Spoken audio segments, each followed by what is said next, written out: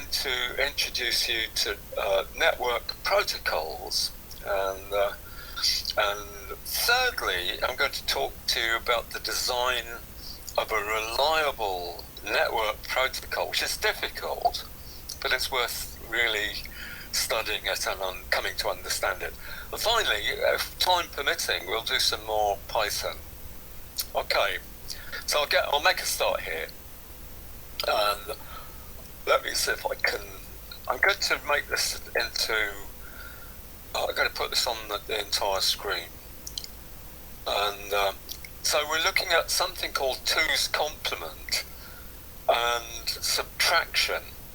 And before we do that, we're actually going to consider two issues: adding unsigned binary integers and multiplying unsigned binary integers. In other words, adding positive integers together and multiplying positive integers together. Then we're going to have a look at 2's complement and what's involved in 2's complement. So a very quick, easy review is that if we're adding two binary numbers, and all we have to do is to line the two numbers up so that the digits match. The 8th digit 0 here matches the 8th digit 1 here. And to add them, well, it's very straightforward. It's 1 and a 0. Binary 1 and a binary 0 is binary 1. A 1 and a 0 is 1. A 1 and a 0 is 1. A 0 added to 0 is 0. And a 1 added to 1 is 0, but carry 1. I'm going to carry a 1 at this point here. So in this column, I'm adding a 1 and a 1, which gives me a 1, 0. And I'm adding a 1 to that, which gives me a 1, 1. So I'm going to carry a 1 again here, just at this point here, and write the 1 here. So it was 1, 1. So I'm carrying a 1, and I'm putting the 1 here. So here I'm adding a 0 and a 0, and I get a 1. And here I'm adding a 0 and a 1, so I get 1. So the result is this number here. Okay, so these are the rules. 0 and 0 is 0, 0 plus 1 is 1. 1 plus 1 is 1, 0, and I'm going to carry the 1. So hopefully that's reasonably clear and it's reasonably straightforward. Now to multiply two binary numbers, I'm going to line them up as before, and I'm going to take it doesn't really matter how you do it. I'm going to take the first digit and write a 0 here, and then I'm going to say 1 times 1 is 1, 1 times 1 is 1, 1 times 0 is 0, 1, 1 is 1, 1, 1 is 1. So all I've really done is to reproduce the number and I'm multiplying it once, so I'm shifting it to the left by 1 power. So I put a 0 here to shift it. Then 1, 1 is 1 here, 1, 1 is 1, 1, 0 is 0, 1, 1 is 1, 1, 1 is 1. So they're all nicely lined up. So 1 and a 0 is 1, 1 and a 1 is 0, but carry 1. So if I add a 1 and a 1, I'm going to carry a 1 and put a 0 here. And then I'm going to add a 0 and a 1, which gives me a 1. But I've got a carry bit here. So I'm going to carry a 1 and put a 0 here. So I've got a 1 and a 1 and a carried 1, which gives me carry 1 plus 1. 1 here, put the 1 here. So I'm adding 1 and nothing, and the carried 1 here. So I get carry 1 and a 0. Okay, so I can write 1, put the 1 here, because there's nothing else to add here. So the result of multiplying two numbers is this number here. And it's worth noticing that I'm going to create one extra bit here, because I am doing a multiplication. So again, that seems to me to be reasonably straightforward. But we can now move to what's meant by a 2's complement number. And 2's complement arithmetic is simply a method to represent signed integers in binary form. So I can, in using 2's complement, I can represent negative numbers and positive numbers. And we need to investigate how this is done. It's not the only way of representing signed integers, but it's the one that is very widely used, and it's relevant to us studying computer science principles. So simply means that positive and negative integers can be represented, and the purpose of this part of the section is to show how you can define a negative number using this technique. So the first thing I'm going to show you is all the powers of 2, starting on the right hand side. 2 raised to the power of 0, 2 raised to the power of 2, 2 raised to the power of 4, 2 raised to the power of 3, 2 raised to the power of 2, 2 raised to the power of 3, to the power of 4, to the 5, to the 6. And here is 128, which is actually 2 raised to the power of 7. And what we're going to do in 2's complement arithmetic is... Hello? Hello? Yes? Is that Farhouse? Yeah, it is. I just wanted to ask Yes? about the deadline, because it looks like it has been pushed a little bit. Sorry, about the exam? No, about the deadline of the coursework. Sorry, just repeat the question. You're asking me about what? No, I noticed that the deadline for the coursework is now the 24th. Yeah, it's 2 days later. I thought I'd give you an extra 2 days. Okay. But if you finished, let me have it, or let me see a preliminary copy. Yeah? Right. And I'll give it a very quick check. Do it in good time, though, so you've got time to submit it. Thank you. And I think I answered your email as well. I think you had a query. Anyway, what I'm doing here is to look at how you represent negative numbers in binary form. Okay, so what I'm setting out here are all the powers of 2 in one long line. So, for example, if I've got a 1 in this digit position, I'm representing the number 8. Okay, so I think we all understand that. But what's novel here is that this digit, if it's 1, and all these positions are 0, what the number is taken to represent is minus 128. It's minus 128. So if I've got a 1 here, I've got minus 128. And if I've got a 1 here, I've got minus 128 plus 1, which is minus 127. Or if I've got a 3 here, a 1 and a 1 here, and all these are zeros, the fact that this bit represents minus 128 means the number is minus 128 plus 2 plus 3. So it's minus 125. If I have a 1 and a 1 and a 1 and a 1 and a 1 and a 1 and a 1, I reckon that the number, because if you add, I'm not terribly quick at adding numbers together. If you add all these numbers, I reckon you get 127. If I've got a 1 here and a 1 here and a 1 here, I get 127 in binary. Now add it to minus 128, and the resulting 8-bit number stands for minus 1. Okay, it's minus 1. So the idea is that if the most significant bit is negative, and using an 8-bit code, the most significant bit has a value of minus 128. Listen to this. If you've got an n-bit binary sequence, and the first most significant bit is negative, then I'm actually representing minus 2 raised to the power of n minus 1. Okay, why? Why am I saying that? I mean, just to check, this is 2 raised to the power of 0, 2 raised to the power of, 2 raised to the power of 1, 2 raised to the power of 2, 2 raised to the power of 3, 2 raised to the power of 4, 2, and so on and so on. This number here is 2 raised to the power of 7, even though I've got 8 bits here.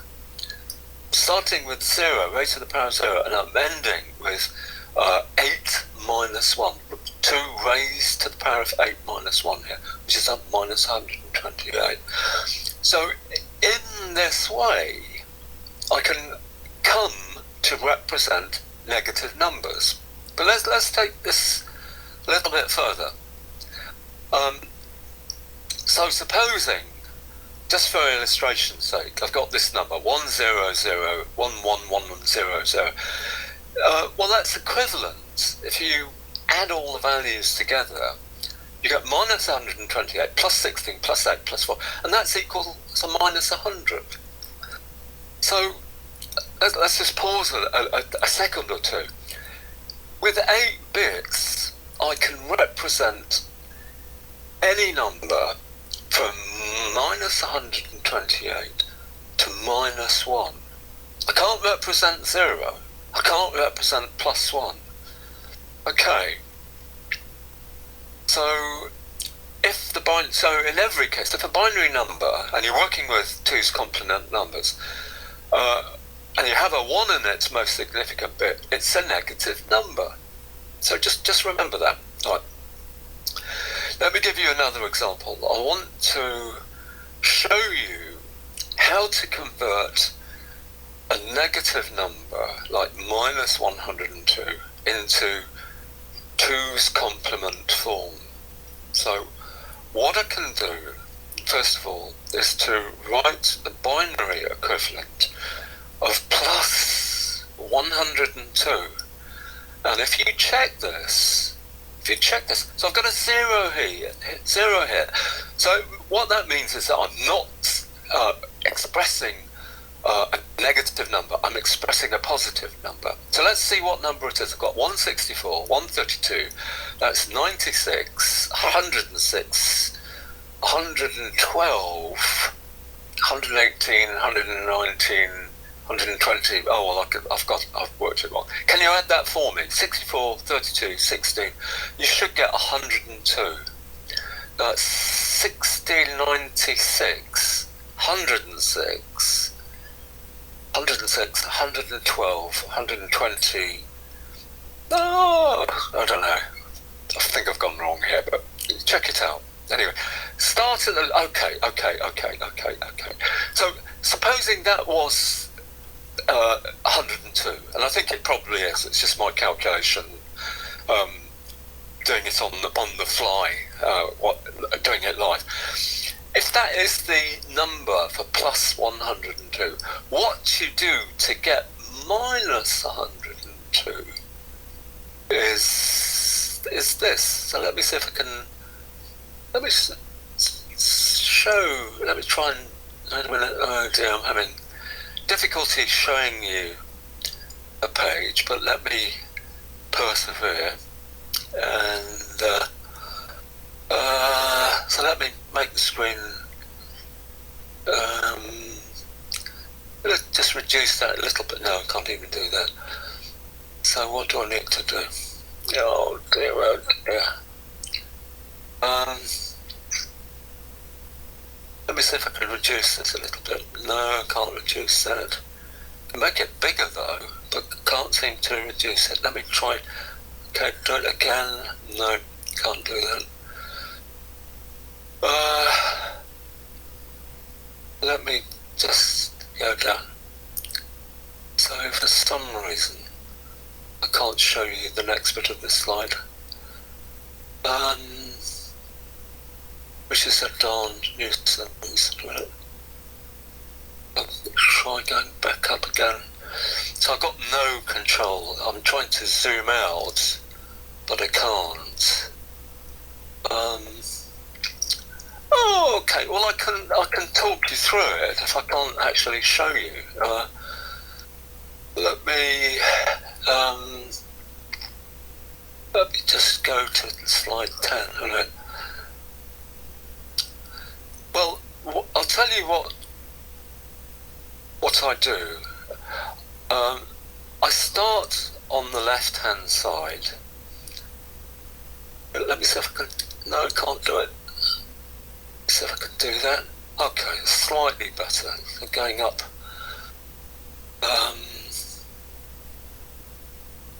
Just bear with me. I do apologise. Right. So what we're thinking about is to convert minus 102 into 2's complement. What I do is first of all create the binary equivalent of 102, and I reckon it should be something like 1100110. And then starting at the least significant bit here, this is the least significant bit, I start moving to the left, and as soon as I've reached the first one, I start flipping all the bits lying to the left.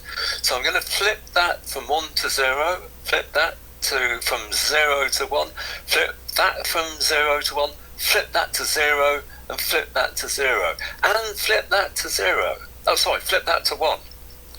Okay, and what I end up with is this number here. I mean, check it. I'm leaving these 2 digits alone, but I'm flipping everything on the left-hand side. So I'm leaving those 2 least significant bits alone and flipping everything on the left, and I get this. I get that number. So this number is in 2's complement, and it represents, it should be minus 102. In binary, that number is going to be that. This is the same number that I got after flipping the bits. So I want you to check this. Let's see what it is. Well, I've got a minus 128 here because I've got a 1 in this position. I'm adding it to 16. Here's a 16. Then 8. And then 2. And I get minus 102. So success. This method of conversion does actually work. You might ask, well, why does it work? And I'm going to leave you to think about that a little bit. So notice one thing. If you use 8 bits, we can represent numbers in 2's complement from this. So this is actually going to be the smallest number I can represent. So 1 followed by 7 zeros. And that, as we've seen, is going to represent minus 128. And the largest number I can represent, and it's a positive number because I've got a 0 here, is a number consisting of all 1s. And if you work that out, so you've got 2 raised to the power of 6, 2 raised to the power of, and so on, 2 raised to the power of 0, it's 127. So my question is, and I'm asking you to think about this, how many numbers are there in this range? So you're starting with minus 128, and you can represent numbers all the way up to 127. How many are there? How many are there? Is it 128 plus 128, or what? I mean, how many numbers are there between minus 128 and minus 1? If you've got a that's minus 128. So to get to 0, how many numbers are there? And from 0, working your way up to plus 127, how many numbers are there in this range? Will you have a little think about that, please? Notice also that if n bits are used to represent unsigned binary values, the greatest value would be 2n minus 1. So, for example, where n equals 8, the largest number is 255, because 256 minus 1. And So n bits allow 256 numbers to be represented. So why? Because I'm including 0. 0 is going to be the first, and the number 255 is going to be the last. So altogether, I've got 256 numbers that I can represent using 8 bits. A positive number can represent up to 255. So in general, using 2's complement, the range of the numbers that I can represent by n bits is minus 2 raised to the power of n minus 1. So, for example, the example we've been looking at is 8 bits. You can represent numbers starting with minus 128, and you can go all the way up to 2n minus 1. Take away 1. So that's the biggest number. That's the smallest number. This is called the range of numbers. So hopefully that's reasonable. So let me just finish off by showing you how to, first of all, add 48 and 83 using, I don't know, should that be basically 5, 8, 9, 10, 11. So that's adding. And if I'm adding this positive number, binary number, with this negative binary number, how do we do it? Well, 0 from 0 is 0, 0 from 0 is 0, 0 from 1 is 1, 0 from 0, etc., etc., etc. And if I take, if I add 1 with 0, I get a 1. So this is going to be a negative number. That's going to be a negative number. So if you add a positive number with this quite large, relatively large negative number, you get this number. So it's a negative number. I'm taking a positive number, I'm adding it to a negative number, and I get this negative number. So will you check that out? I mean, maybe, convert these to decimal. Convert that to decimal. How would you convert this number to decimal? Well, you could do the inverse operation. You could, maybe flip all the bits, work it out. So let's just move on a little bit. So this is the most important thing about this talk. To enable a computer to be able to carry out subtraction, the method is to convert the number to be subtracted into a negative number and then add it to the number from which it is to be subtracted. So, for example, if I want to take away, if I want to take 13 away from 20, what I need to do is to find the binary equivalent of 20 and the 2's complement equivalent to minus 13, and then add the two numbers together. So I'm actually adding 20 to minus 13. Let's do that. The number 20 as a binary giving it a binary representation is this number here. I hope you agree. So what's this? It's this one stands for 16, 2 raised to the power of 4. This digit represents so that's 16. This digit here represents 2 times 2, so 4. So 16 plus 4 is 20. And the binary equivalent to minus 13 is, alright, so it's going to start with a 1, it's a negative number, followed by this. How did I get this sequence? Well, I followed our rule. I find the first one, then after the first one I switch all the bits, flip them to get minus 13. And you can do that. Find out what 13 is in binary, then apply the rule. Find the first one and flip all subsequent ones that you find from 1 to 0 or 0 to 1. So, well, I've actually done it here. No, I haven't. 13 is simply that's how I got the first equivalent binary equivalent to the first number.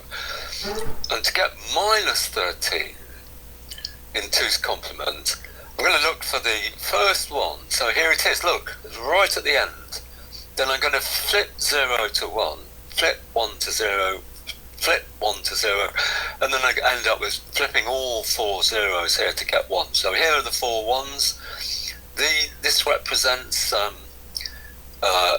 these 2 zeros represent flipping these 2 ones, and this 0 represents the operation of flipping it, and I get this. So hopefully you now understand the method of converting a negative, to convert a decimal number so it becomes a negative version of that decimal number. And we first of all convert 13 to binary, then start flipping bits to get the negative representation. So minus 128, so if you think about this, minus 100, so this bit represents minus 128, this represents 64, 32, 16, and a 2 and a 1, so that's a 3. So add all those together, get minus 128, plus 115, which gives you minus 13. So you hopefully you'll accept the fact that this number is pretty good as a representative of minus 13. I've proven the equivalent. But the whole point is that if you look at computer architectures, very often you have an easy to implement adder, and you can add numbers very easily. And a bit later on I'll show you what the circuit for adding, say, an 8-bit number looks like. It's very straightforward. Just a couple of logic gates will do the trick. On the other hand, to do computer multiplication, forget that. To do computer subtraction is far more difficult. But the trick used is to first of all convert the number to be taken away from another number into 2's complement, and then as we've seen,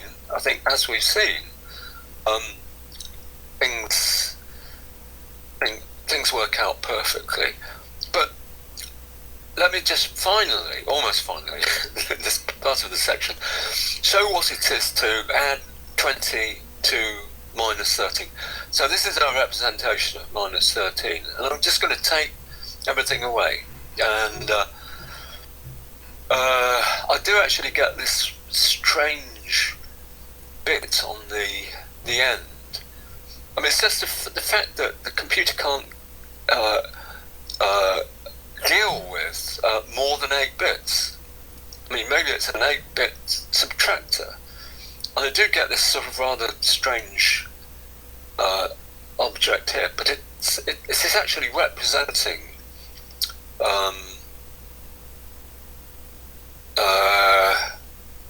positive 7. That's 7. 111. It's 4 plus 2 plus 1, and this is just it's called an overflow bit, and we could just cross it out, just forget about it. So if you convert 111 back into decimal, gives you 7. And so that 7 is the correct answer to this, and it's also the correct answer when 7's expressed in binary. This is 7 in binary, so that's no problems. I've sort of convinced myself everything works. So I've got 2 little exercises for you here. I want you to subtract minus 13 from minus 13. So remember, some of this stuff might occur in the end of term final assessment. So what is minus 13 subtracted from minus 13? I mean, what you have to do is to convert both into 2's complement numbers and just add them, and you'll get something. If you check it all out, you'll get minus 26.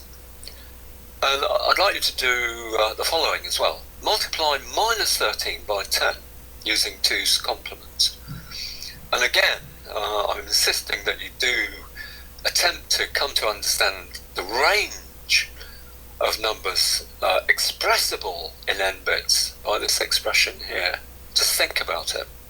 Okay, so that's the first part of today's presentation worked out. So I've only got two. Where are all the other people? Goodness. Bahath and Abdullah, two regular good students. Anyway, so the next thing, because I'm not going to give you any breaks, so you can always sort of pretend you're not here, but I want you to listen. It's quite important. So I'm going to upload a second presentation, and that is something to do with what I call stacks. So let me see if yep, that's it. So I'm going to upload this.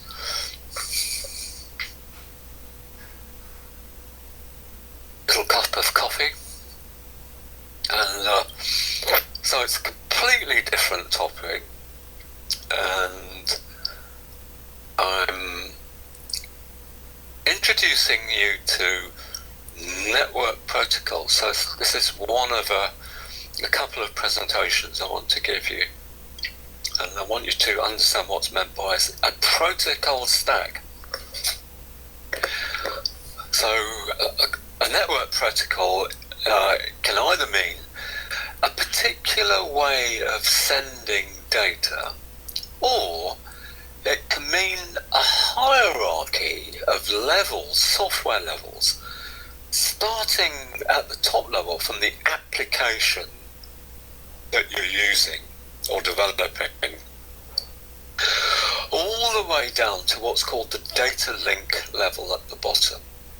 And it's this link layer that actually has the responsibility of transmitting bits onto a network cable or a microwave transmitter, or maybe an ultraviolet data transmitter.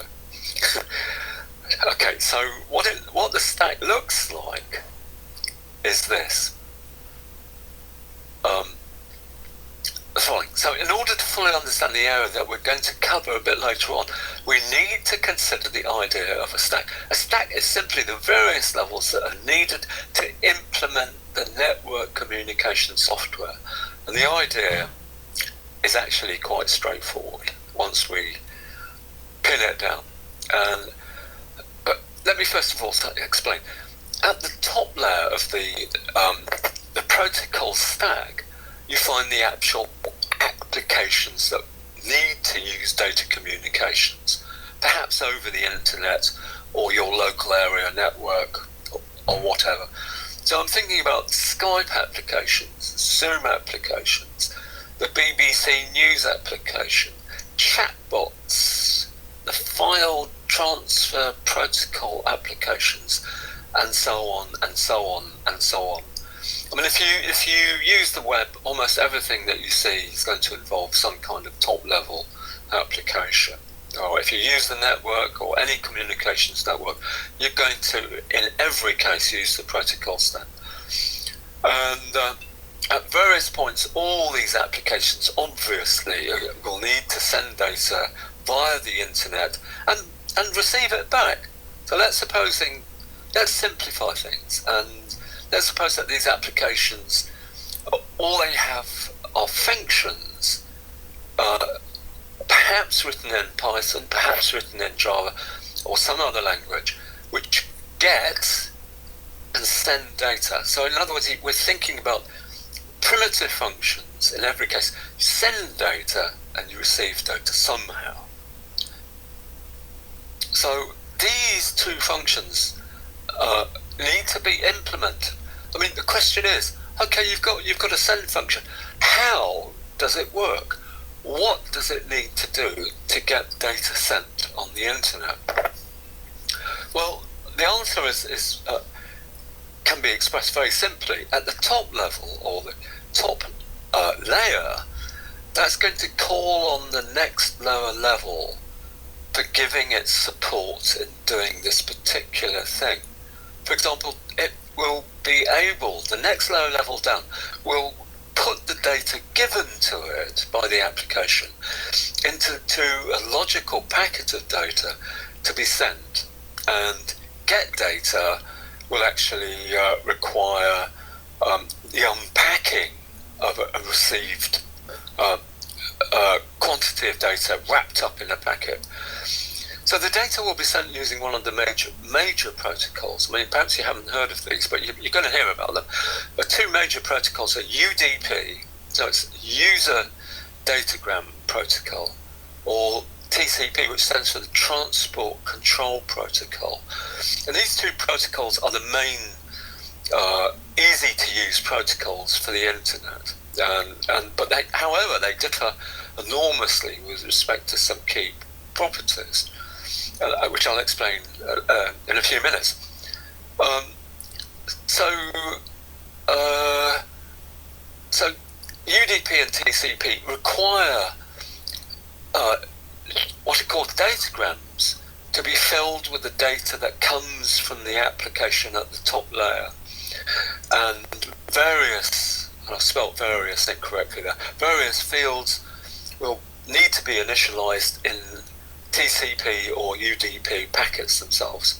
For example, what I need to do logically before I can send any data to anyone is to know what their address is. And they will probably need my address, so that if they want to reply to me, they know where to find me. And the address is going to be 64-bit IP, Internet Protocol address. So there's just one more there to consider. And the next layer down will require the packet that I've just described to be encapsulated or to write piggyback in a second kind of packet. It's called an IP packet, and I'll show you a diagram in a moment explaining all this. So the TCP or the UDP package or packet of data is going to be encapsulated, put into a lower level IP packet, which in turn, so the IP packet is going to call on the services of the bottom layer for it to be right piggyback in a network packet or frame, which will transport it firstly to a router capable of getting the data sent onwards out onto the internet to its destination. So it all sounds a bit complicated, but it's not really, right? I keep saying that, but we'll see. So, slide 7. So, finally, I'm going to talk about the overall structure of the stack. And I want you to know that IP, so that's one of the kinds of packets into which you can put data and sender's address and the destination address into. It's the workhorse protocol. It does all the work. It's amazingly important. But the trouble with IP on its own is it only provides an unreliable, connectionless delivery service of a datagram. You think of a datagram as just being a letter. You've got all the data inside written on paper. Right? So IP provides an unreliable delivery service.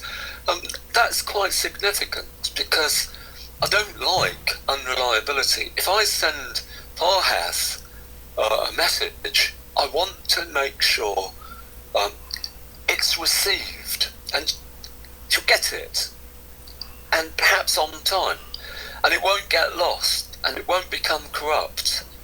I mean, there's nothing worse than sending somebody a message and they don't understand it because it's absolutely garbled, it's corrupted, it's gobbledygook. So, definition of unreliable for our purposes is that there's simply no guarantee that an IP package or datagram reaches its destination, but it will provide a best effort service. So don't be surprised at this diagram. I'm showing you the networks that the internet stack, and here at the top level you've got the application level. So you've got things like file transfer project, you've got a mail service, you've got a lookup service from what's called domain name service.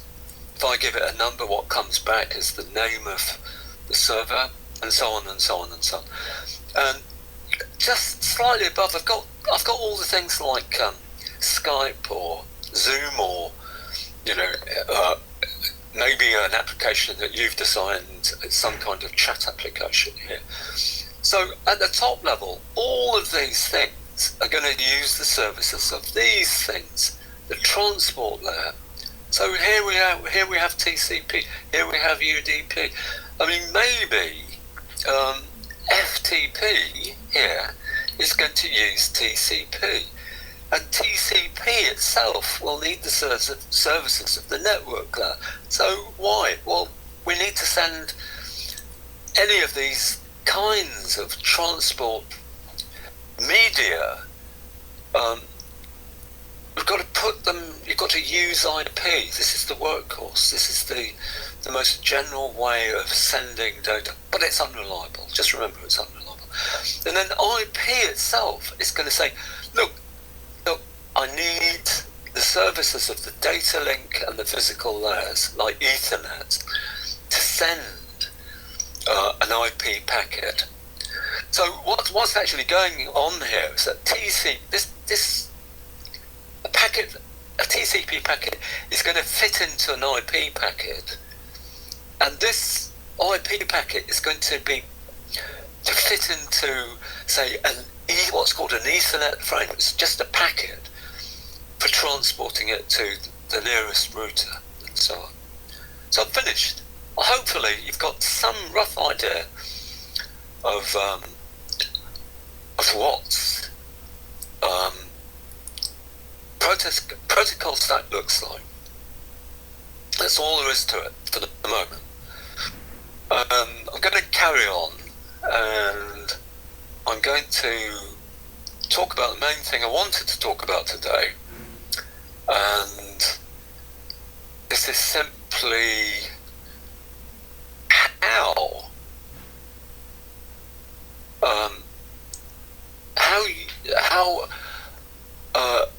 a way of transporting data over the internet can be made reliable. Okay, so got a problem? Wait a minute.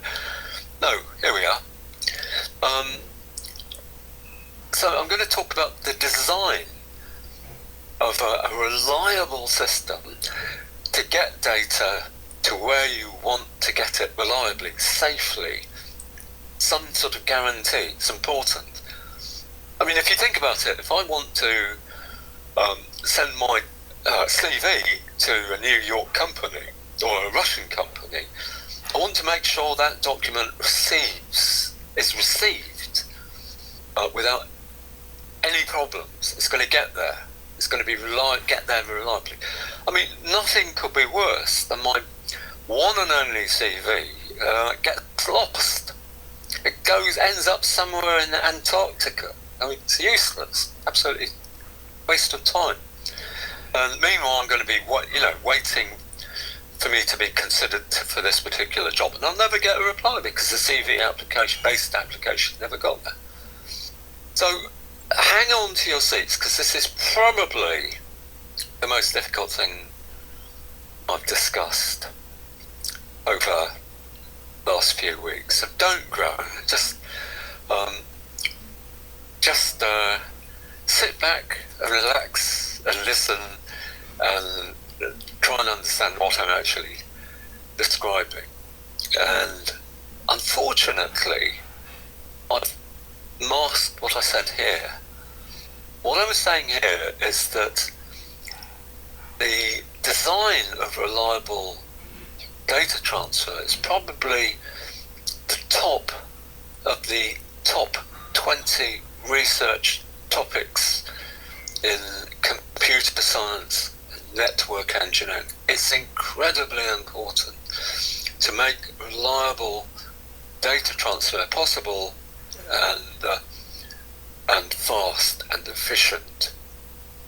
And let me give a general explanation of these two diagrams. Here I've got, look, the application layer, and immediately below it I've got a reliable channel. So here I've got a sender, here I've got a receiver, and maybe they're separated by 8,000 miles. This channel might be 8,000 miles long. It might be, you know, you might, I mean, it's just conceivable. You want to bounce the signal to the moon, and then the moon relays it back to Earth. So it's, you know, this reliable channel could be an arbitrary length. And so this is the easy case of designing a method for sending data. I mean, there's nothing terribly difficult about it. Here, I'm using an unreliable channel, and the application, so I've got applications where my cursor is now. I've got an application on the sender, so this is me, look, this is my machine, and this is your machine here. And what I do when I need to send some data is to literally send it down the stack using this send operation. So it's a reliable data transfer operation to send the data I want to be sent over the, say, over the internet. So I'm thinking about, in this box of tricks here, so this is all software, I've got a reliable data transfer protocol, and this is on the sending side. And what happens is that eventually I get a low-level function to actually take the packet that's been created here and put it onto this wire or this network or this microwave transmission medium. And eventually it arrives, even though this channel's unreliable, it arrives at your machine. And what it's going to do is to trigger an operation called just receive, RCV, receive. And the packet's arrived, in other words, and it's given to the receiving side of the transfer protocol. And in other words, all the data that's in the packet is taken out, and maybe it's given a little bit of processing, and then you deliver it to the waiting application. And it might be Skype. I mean, what I'm doing is to talk to you using Skype and video, here, and all the data, video and audio, is being sent 8,000 miles to your computer in Melbourne, Australia. And you can see me, and you can hear me, and that's fantastic. So the particular characteristics of an unreliable channel will actually determine the complexity of a reliable data transfer protocol. Well, what do I mean by that? Here, I've got a perfect and reliable channel. Things such as data getting lost won't happen. It's been made near to perfection. Won't get lost. The data I send on a reliable channel, it's not going to be corrupted in any way. Here, on an unreliable channel, it's a physical channel. Lots of things can happen. For example, there might be a terrific thunderstorm somewhere in the Pacific area, somewhere close to Australia, and the packets I'm sending through maybe a cable are going to be affected by, well, is it electromagnetic surges? Electromagnetic surges from the atmosphere, or EMFs, electromagnetic forces. It's going to corrupt my data. That's bad news. Or, listen to this. I mean, supposing I'm communicating with you in Melbourne, but it turns out that my data packets are being routed across the old Soviet Union via Japan, via the Far Eastern part of the Pacific, and from that area, like Thailand, it's going to be routed to Australia, or it could be routed via Italy and Greece and India, and almost directly to Australia. So I don't know which route my data is going to travel. It's going to be routed in different ways. Problem is that if it's visiting certain routers, there's always a chance that those routers aren't going to be maintained very well. There's always a chance that those routers are going to be busy, and there's always a chance that my data is going to get lost. It's just going to vanish. It'll be dropped somewhere. So I've got a problem. I want my data to be sent reliably. So let's deal first of all with reliable data transfer. There's no let's just get started. So the idea, as I think I've said all this already probably, the send operation is a function that's going to be called from the application layer above, and I'm being given data to the next lower level, and what happens here is that the data is going to be in a packet and it's going to be sent out on the unreliable challenge. In Melbourne, Australia, it's received using a function called the receive function, and the packet is delivered to this software here. What this software does, well, I'm just repeating myself, it's stripping out the data and then delivering the data to the application which is running on this computer here. So that's quite reasonable, and no particular problems. So what we're going to do for the next part of this session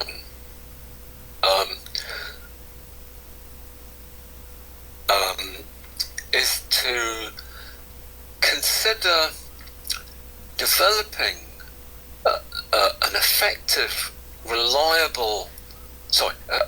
algorithm for transmitting data reliably, bit by bit. I'm going to do it incrementally, bit by bit. So I'm going to develop the sender, and separately I'm going to develop the receiver sides of some general reliable data transfer protocol, and we're going to see how that works, and I want to do it in some detail. And but to simplify matters, I'm going to consider single direction data transfers. Although, if I send you some data, I'm going to expect some control information back from you, as you'll come to understand in a second or two. But I'm going to use as my chosen method of representing the sender and the receiver finite state machines. Okay, so hopefully you can still remember what I've told you about finite state machines, and you remember how the notation, how the symbolism is used to represent a particular state machine. So I'm going to actually end up developing two finite state machines, one for the sender, one for the receiver. Okay, so let me just remind you how things look in a state machine description. Here I've got the name of a state, and I can always leave a state. I can change state from state 1 to state 2 But why would I want to do that? Well, maybe there's an event which takes place that causes a state transition. So something happens. Maybe in state 1 I'm waiting for some event to take place. The event takes place, and then what I do are appropriate actions taken, appropriate to changing state. What I have in mind here is that, I can think of any number of examples because almost everything around me has the structure of a state machine. So maybe I'm flying an incoming shuttle type rocket, and I'm coming back to Earth base, and I'm in state 1, and the event causing a state transition might be I'm detecting an enormous rise in temperature of the nose of my little rocket. And the action, I must take an action. The action perhaps that I take is to just raise the nose of my spacecraft just by a couple of degrees. Well, I'm not going to get ahead. That's going to slow me down a little bit, especially if I fire a retro rocket or two. I'm going to just take it easy, just come down, alter the angle of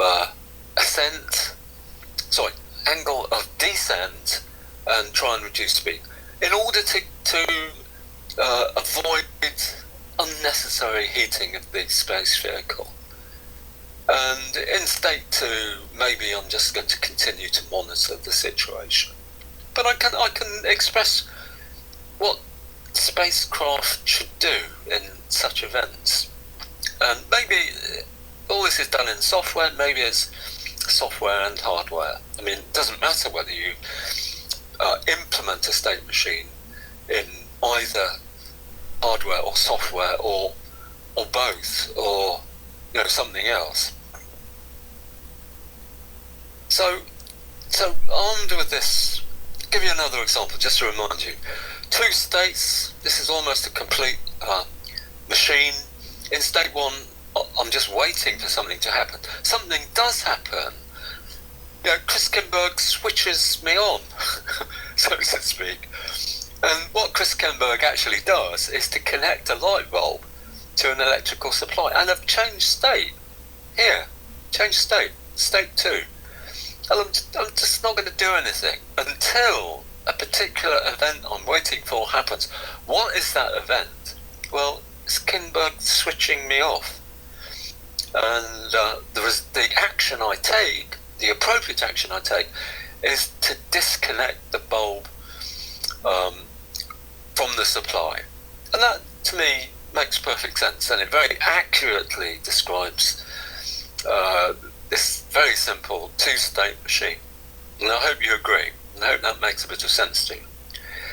Want a slightly more complicated example? You guys know all about the fetch, decode, execute cycle on the computer, don't you? What this is simply a machine that, first of all, authorizes and controls a fetch of an instruction or data, then it brings it back to the CPU and decodes it, and after it's decoded it, it will send out control signals to control the instruction I've just received. Maybe it's just a plus instruction, or maybe it's like your coursework, and where you're actually you're being told to fetch data from memory and put that data into the accumulator. And then you fetch another instruction and it's saying, look, now subtract the number you find in a particular memory location from the number held in the accumulator. This is a perfectly normal state machine. It's a controller. It's going to control the operation of the CPU as a whole. It makes it feasible to have a computer, if you like. It's telling the computer what to do, how to behave, so it can actually do computations. If you don't like that example, think about the cache interface controller that we studied, I think it was last week, or in the close past.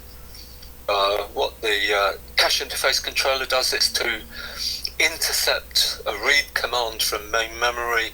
It tells the main memory to do a memory read, and at the same time, in other words, in parallel, it's actually going to check the cache to see whether the cache knows anything about the address that's being used to read memory. If it does, the cache is going to return a hit signal to the cache interface controller, and the cache interface controller is going to tell the CPU, okay, everything's great, you can pick up the data you asked for, and you're going to do that very, very quickly. So typically, actions on the state transition arrows would be signals to operate the hardware. If you check out the diagram I've just given you above. So, give me an example of a finite state machine that you're very, very likely at this split second to have on your person. And the hint is that it has many thousands of different states, no inputs, and many, many thousands of different outputs. I mean, hopefully you can guess what I'm talking about. It's the watch that you're wearing on your wrist. Okay, I mean, the watch doesn't really have continuous inputs.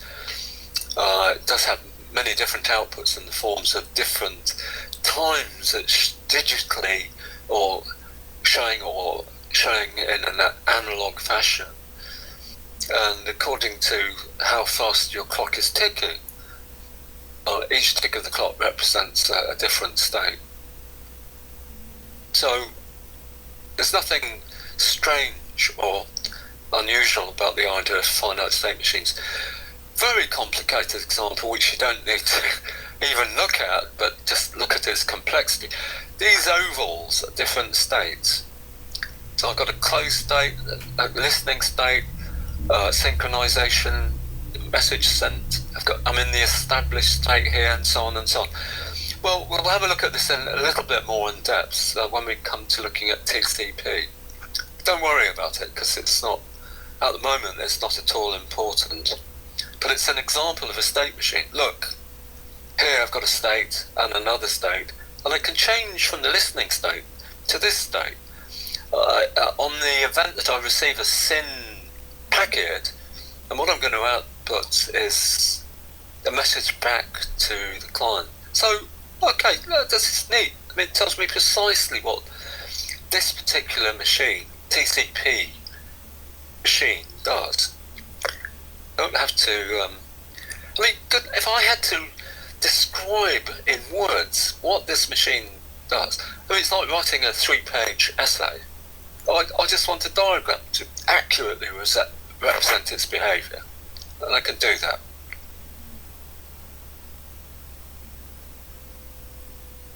So I'm just going to have a look at just a couple of cases in the development of a reliable data transport protocol. And the first one is, so it's my first version here. I'm just considering reliable transfer over a reliable channel. And supposing, for the sake of argument, that the underlying channel is perfectly reliable. In other words, there's no bit errors. So if you remember, I'm going to send packets of bits. I mean, a packet of data is just a wrapped up sequence of bits. That's my data. What's not going to happen is that the bits get flipped.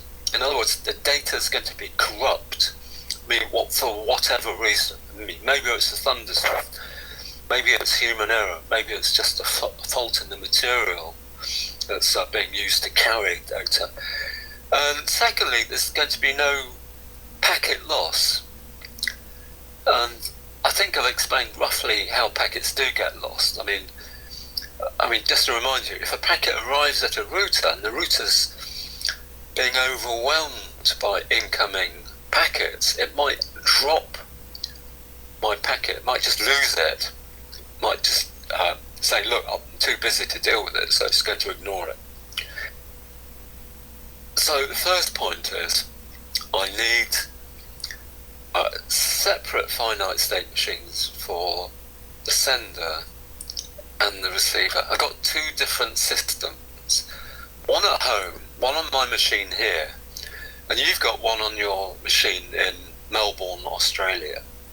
And these two machines are going to communicate. Well, what do I mean they're going to communicate? Well, it's very easy. I'm just going to send a packet of data and send it. And that happens on the sender side and on the receiver side. All you're doing is to wait for a message from me, and then you get it. Look, here's the received packet. This is the event causing the machine to do something, then return back to this state. I'm not leaving the state. It's very simple. So if I get a packet that's received, I'm going to extract the data and deliver it up to the application. So I can say that very succinctly, very briefly, by means of this very simple diagram. On the sender side, I'm waiting to be told to deliver some data. So what I'm going to do, this is the command. I want my application, the application wants me to send data. So I construct a packet and put the data in, then send it. That's all there is to it. And I can, it's reliable. The data's going to get there, no problems. But, where are we? Am I on packet 8? No, packet 9. Slide 9. So, let's consider the problem where the communication medium is not perfect. It's unreliable. And what I mean by that, it's a channel that suffers from the possibility of bit errors. Supposing the underlying channel, it might be an optic fibre cable, but it's the optic fibre cable is actually faulty, and it's going to inject errors into the data that I'm sending, in the sense that my sequence of bits is likely to be flipped or changed. How do I recover from such errors? Easy. Logically, it's easy. You send an acknowledgement if you get the data and there's no error. If I check for errors, no error, and I've received it, I send you, the sender, an acknowledgement. On the other hand, if I receive a packet of data, but there are errors, the bits seem a bit fishy, they don't make sense if I check them, I'm going to send you a negative acknowledgement, otherwise known as a NAC, a negative acknowledgement. And I'm telling you, the sender, that the packet had errors. And typically, as a result of receiving a negative acknowledgement, I'm going to retransmit the packet. When I sent it to you, it got messed up. You've sent me a NAC, I get the NAC, I resend the packet. Okay. So all I need to implement this extra factor dealing with reliability is error detection, and the fact that I'm sending you control messages back to the sender, back to you, the sender, and they're of the form of either a NAC or a NAC. Okay, and I'm not going to mention this term here, an ARC, automatic request, repeat request. It's not terribly important at the moment. So, listen to this very carefully and understand it. I'm going to tell you to write something down accurately, And it could be my special email address. And my special email address is special because it's being hosted on a low orbit satellite. And you say, didn't quite hear that. Can you say that again? And say that again is equivalent to you sending me a knack. And if you hear a chunk of what I say clearly, on the other hand, you simply say, okay, over and out. I heard that perfectly, and I won't resend it or do anything daft like that. So that sort of gives you a bit of intuition for acts and knacks. So now I'll have a look at these two finite state machines. On the left hand side, I've got the finite state machine for a sender, and just bear with me for a moment. I'm just looking, see how we're doing. Right. So have a look at these two finite state machines. The one on the left is that for a sender. Let me take you through this.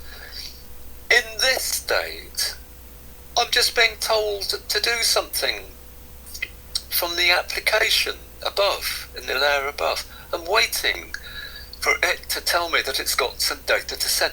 Well, have a look at this. This is the cause of a state change.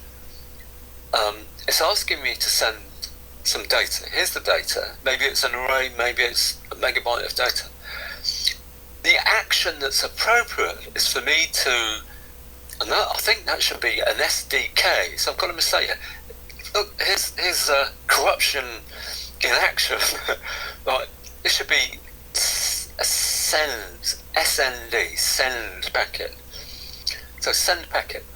That's going to be assigned the value of the result of making a packet with the data and with what's called a checksum. And then what I do is to send it down the protocol stack. So I've got this packet and I'm sending it down the stack, calling on the services of all the layers below me to do the dirty work of sending a packet. I mean, maybe I'm using TCP packets, maybe then I'm using IP, and then IP's using Ether. It doesn't really matter, it's inessential at the moment. I've been asked to deal with wrapping the data up into a packet and sending it off. And then I change state. Look, I'm changing state. This request for me to send data causes me to change from this state to this state. And what am I doing in this state? That's a good question. What am I doing? I'm waiting for one of two things to happen. I mean, the first thing is, I get a package, I receive a package, I'm listening, okay, I'm waiting for a knack or a knack. Okay, I receive a packet, and it turns out to be a knack packet. A knack packet. So the action I should take is, what did I say? You resend the packet. You resend packets. Here's the send packet. This is the one I built over here. Okay, so I've received notification from the receiver that it's been corrupted, and it's my job to send the packet again, and I do that. But I don't leave the state. I stay in this state. I'm waiting for a knack or a knack. And hopefully, as a result of my sending the packet again, eventually I'm going to receive another packet, and it's going to be an acknowledgement. Fine, I've successfully transmitted the first packet. This little, I think this is supposed to be a Greek gamma, which in computer science just means do nothing. It's empty, nothing. Okay? And this sign here simply means and. Receive the packet, and the packet is an acknowledgement packet. Do nothing, but change state. And I'm back to where I started. I'm in the situation, in the state that all I'm doing is to wait for the next request for me to send data, and the cycle repeats itself. But let's have a look. I'm just going to momentarily pause there, and both of you are still here, that's great, but no additions, nobody else turned up. So I'm with you still. Hello. You know, one day, Abdullah, I'd love to see your face on the webcam, and in particular I'd love to see Farhad's.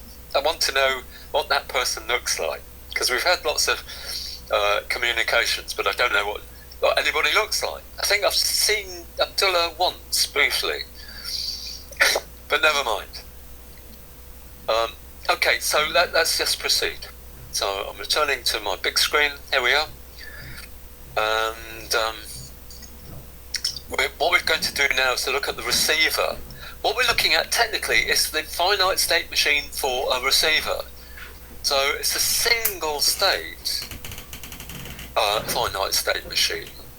There's only one thing I do. I wait for a call to tell me that there's been an arrival of a packet. I'm waiting for a call from below. So a call from the below looks like here. RDT receive. You can check this with the diagram we started with. So I've received the packet. Oh no, but it's corrupt. Okay, so on the receiver, I've just received a packet, and I checked it, and it's corrupt. So what am I going to do? This is the action I take. I send the sender a negative acknowledgement, and I'm going to return to this state, and I'm still waiting for notification that there's been an arrival of a packet, and then I'm going to deal with it. And just remind me to tell you about corruption, how you detect it in a moment. So I'll tell you about that. If I don't tell you about it, let me know. No. So I'm back in this. I'm waiting for something to happen. What? I'm waiting for a call from the network layer below.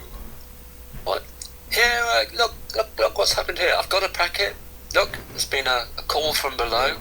I've received a packet, and it's not corrupt. It's a good packet. So what I'm going to do is to extract. So these are actions below this line. I extract the data from the packet that's just arrived, and I deliver the data to the application that needs it. It's my, maybe it's a continuation of the conversation I'm having with someone in Melbourne. So I'm delivering that data, and because I've successfully received a data packet, I'm going to send the receiver an acknowledgement packet. And over here, this is just what this machine's been waiting for. Look, it's been waiting for an acknowledgement. Here, it gets a packet, a new packet, and it's an acknowledgement. So I don't do anything. There's nothing I need to do, but simply go to this state, and I'm ready to accept another request to send data. Okay, so that seems, in my mind, very reasonable. If you don't hear me, I'm going to tell you again. If I don't hear something you say, I'm going to say, Abdullah, can you give me the message again? I didn't quite catch it. So moving on to the next slide. This demonstrates, and I'm sorry, because this should be couple of animated PowerPoint slides when these lines, the event happens. I'm making a packet and I send it, and it's sent, and it's received over here, and it's not corrupt, and I give the data to the application on the receiver side. In other words, I deliver the data, and then I send an ACK. Here it is. It comes back here. Here it is. It's sensed. Got an acknowledgement. I've got a packet, and it's an acknowledgement. I change state from here to this state. I'm ready to send another packet. On the other hand, whoops! I think I've missed one out. Oh no, I've got lost. It jumped. Where am I? Okay, I'm here. That's where I should. So this is an error scenario. I can summarise it simply by saying, I send you a packet here. Sending you a packet, that's stage one. However, the cable breaks or something, temporarily breaks, that's carrying my transmission. You get the packet, but it's corrupt. What you do is to send me an ACK. Over here, I'm now in this state, and I'm waiting for an ACK or an ACK. Well, I've got an ACK. So what do? It's an ACK, and I'm going to send to the receiver a fresh packet. Now this time, so here it is, I've sent it. This time, I've received a packet and it's not corrupt, so I can deal with it. Take the data out, deliver it to the application, and send an ACK back. I'm still waiting for an ACK here, so I get the ACK here. Here it is, and that causes me to change state. And the whole thing, the whole cycle is repeated. And so where are we? Slide 4, I think it's 14. Consider this situation. I'm asking you to write down a very complicated, or possibly complicated, address of my website that's being hosted on my satellite.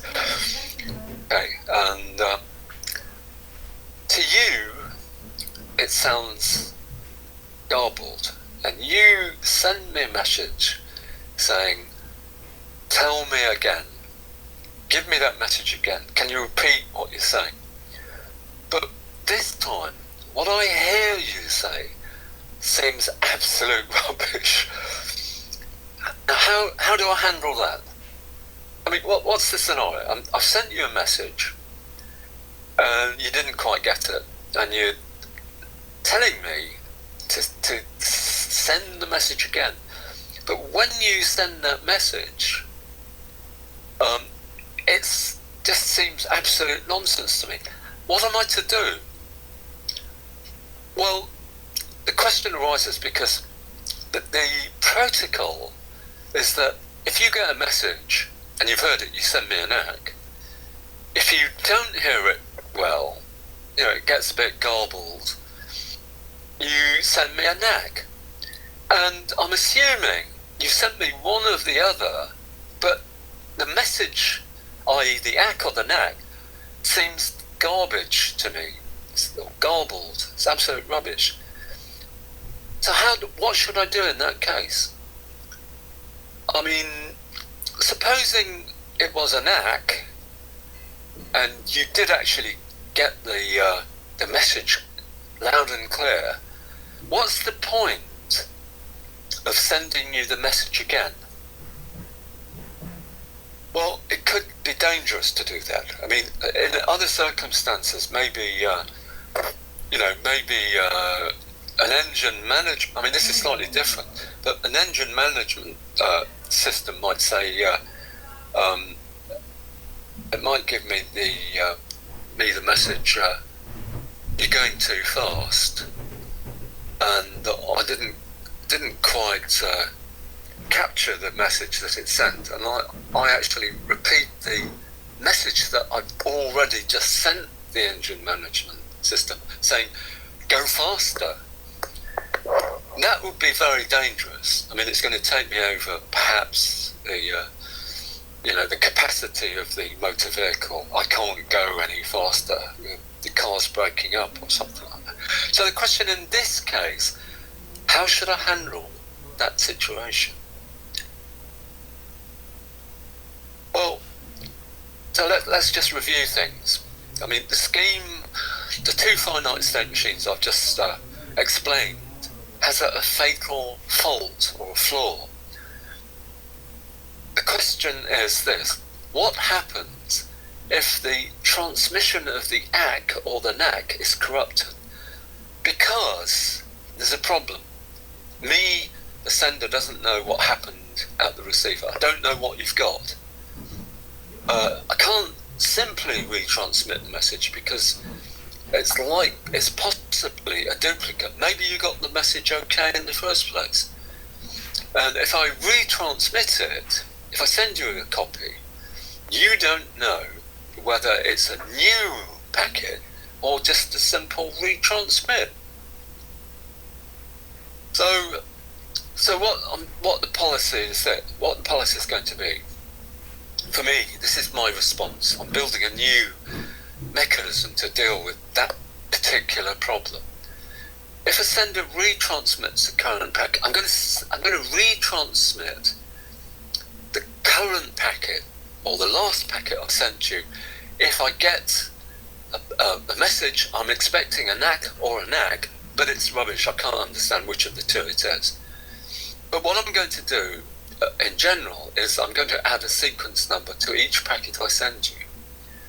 And then if you do receive a duplicate, you'll be able to check whether it's a duplicate simply by looking at the packet number. And I'm only going to have two numbers. I'm going to have a 1 and a 0 packet. So initially I'm going to send you a 0 packet, and you ACK or NAC it, and the ACK-NAC feedback I get from you is corrupt. So what I'm going to do is to resend another packet, but it's going to be the same packet. It's with sequence number 0. So you can tell when you receive it, it's a duplicate. In which case, if you actually had received the packet without any kind of corruption, in other words, you did send an ACK, what was corrupted was your ACK that you send. I can receive the retransmitted packet safely, in the sense that I don't do anything with it. I just send you another ACK. Right?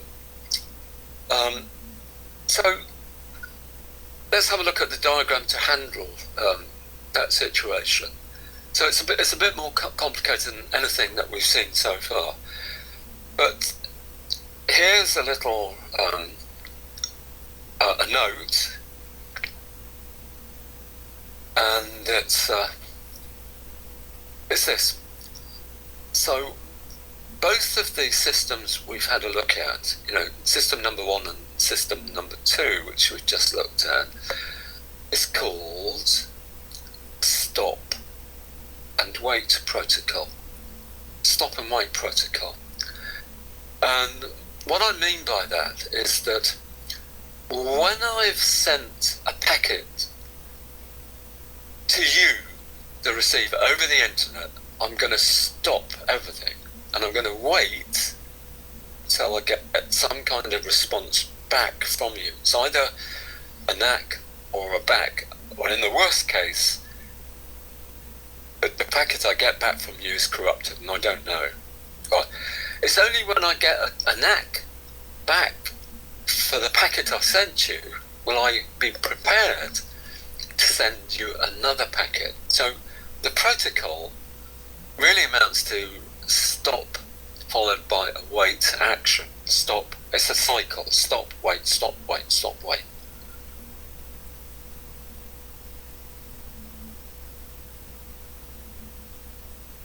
So this looks absolutely horrendous, and perhaps it'll make a lot of sense when I just go through this.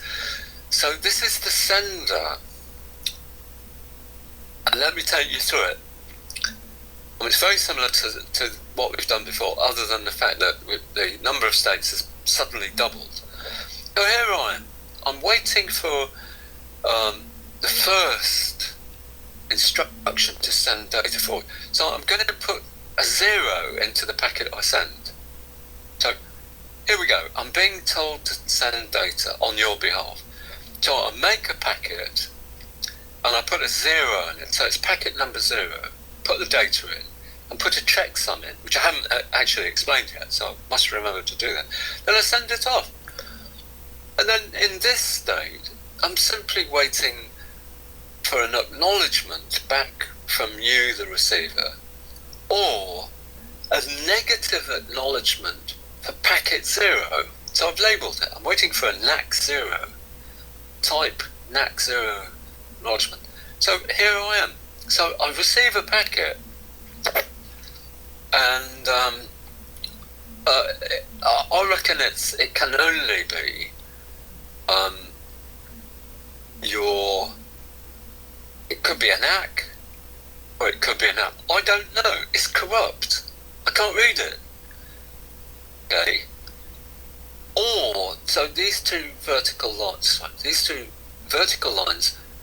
is a logical or, so I should have really highlighted that, and I'll probably put a note in later. Right. Or I positively get an is-NAC packet. So the packet I sent you over here got corrupted on its journey to Melbourne, and you're telling me it's corrupted. So what I'm going to do here is to send you a copy of the packet. Look, here's send packet. I'm going to send it again. First of all, sent it here. But I'm still going to wait in this state, waiting for an acknowledgement. I've just sent you a duplicate. Because maybe you've told me maybe you've told me that it's been corrupted already. So I'm sending it again. Or you've sent me an ACK, and the ACK's been corrupted. So I don't know whether it's an ACK or an ACK here. So I'm going to resend it here. So, okay, so here we go.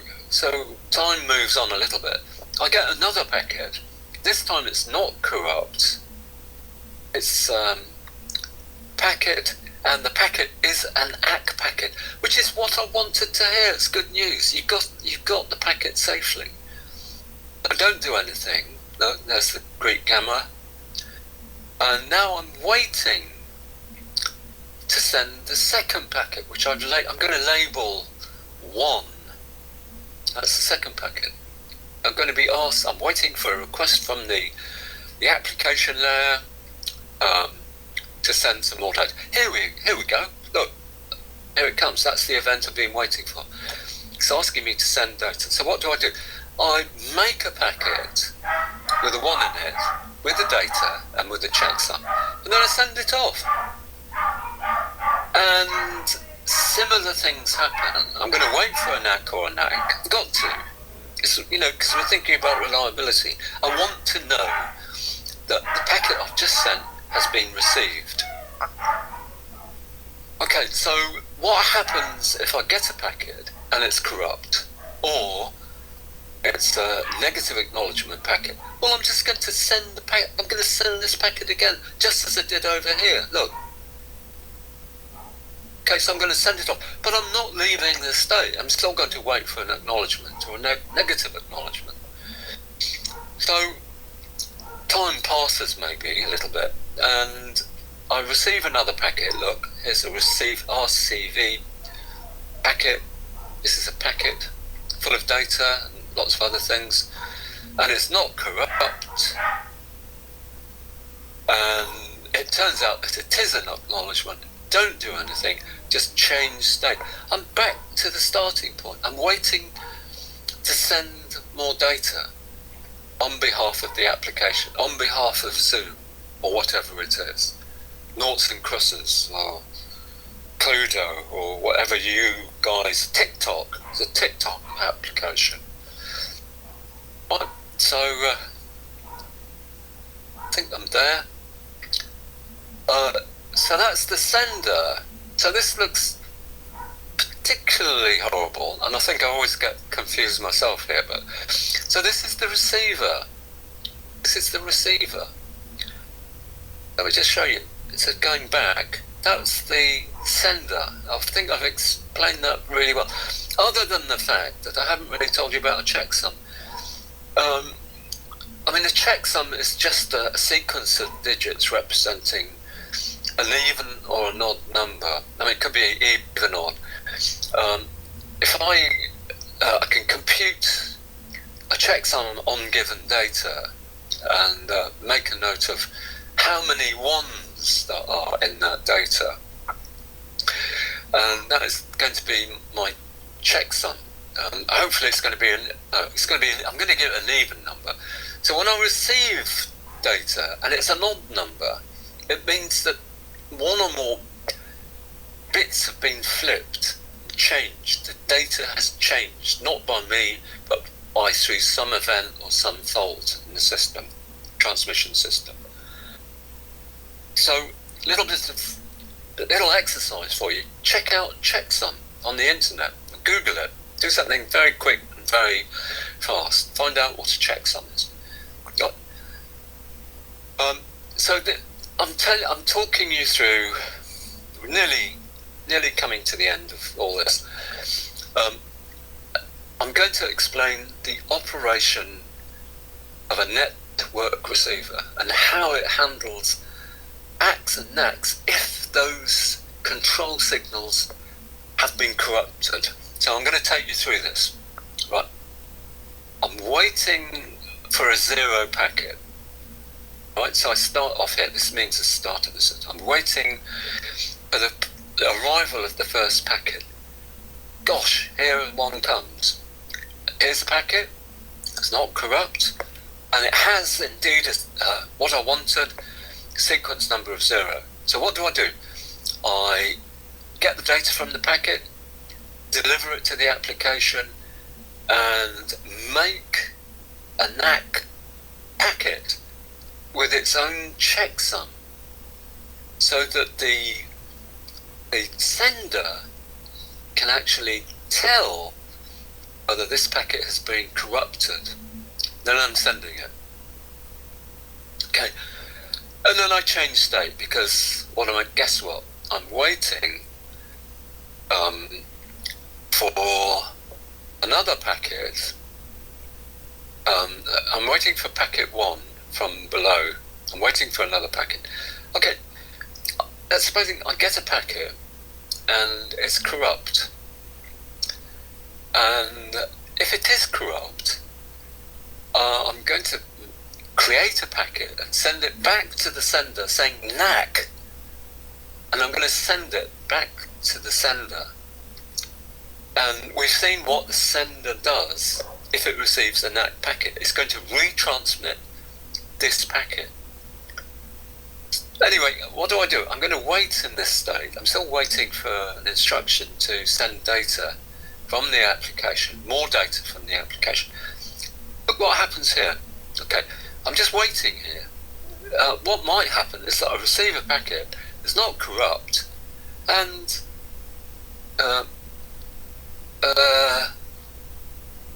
it has a sequence 0. Oh dear. So what I'm going to do is to positively acknowledge the receipt of the sequence 0 packet. That's what I've been expecting. I want to receive a packet with sequence number 0. Got it here. Look, got it here. So I'm going to reply to the sender by sending it an acknowledgement. That's fine. Okay, so I'm still in this waiting in this state, waiting for the second packet with sequence number 1, and okay, well, I've got a packet coming in, and it's not corrupt, and guess what? It's got sequence number 1. Fine, this is the second packet I've received without any problem. So I extract the data from the packet, deliver the data up to the application, and send a LAC back to the sender. Done. And then I change state into this state. So what's going on here? I receive a packet. It's not corrupt, and it has a sequence number of 1, and all I'm going to do is to send a positive ACK to the sender to let it know that I've received it. I have actually received it. Why should this happen? Can I ask you why this should happen? I've sent the packet, I've received the packet with sequence number 1, and I've dealt with it. Look, here. And then I'm waiting here in case I get another packet from the sender, and yes, I do. It's not corrupt. Hang on, I'm getting a packet here. It has a sequence number 1. I've already got it. Look, I've already got it. So I don't do anything other than acknowledge the packet I've already acknowledged. It must have been a duplicate. When I sent this ACK back to the sender, it must have been corrupted. So the sender has decided to send me another packet. Here it is. It's not corrupt. It has a sequence number 1. And all I'm going to do is to acknowledge the fact that I've received a duplicate and forget about it.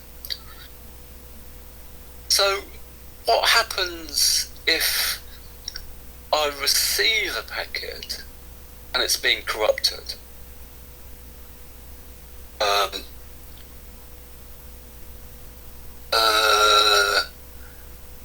Okay, maybe I don't know. Maybe it could be a packet with sequence 0, but it's corrupted. So I'm going to send a NAC back, and maybe this time I'm going to get a duplicate sent.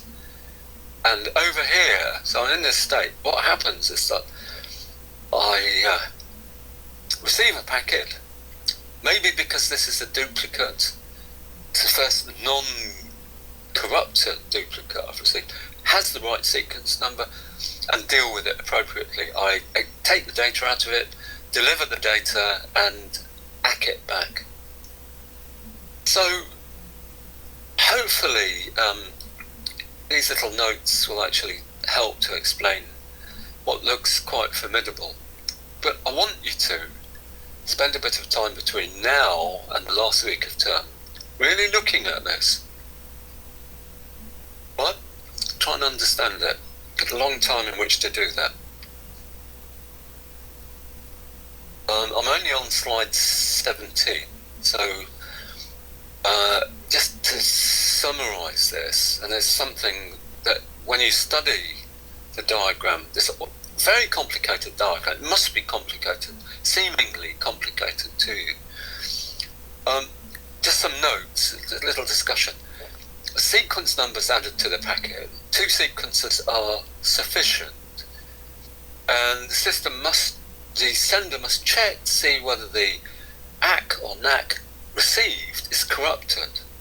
Twice as many states are needed, because you've got to deal with packet 0 and packet 1 separately. And the receiver must check to see if the received packet is a duplicate, and the state will indicate whether a 0 packet or a 1 sequence number packet with a sequence number 1 is expected.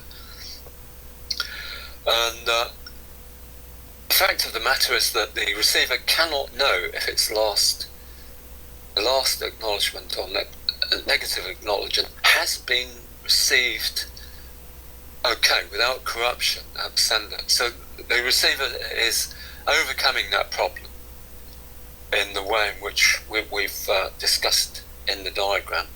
So where are we? Number 17, are we? 16, 17? I think that's 17 again. No, I'll just start with that. So 18, 19. It's packet 19. So I'm just noting a couple of things here. I'm giving you a description of a system, a reliable communication system, which doesn't have negative acknowledgements. And I'll leave you to think about that, and we might return to it a bit later on. So there's a diagram, and I've said, look, to stop here, don't go any further. But I'd quite like you to consider the following.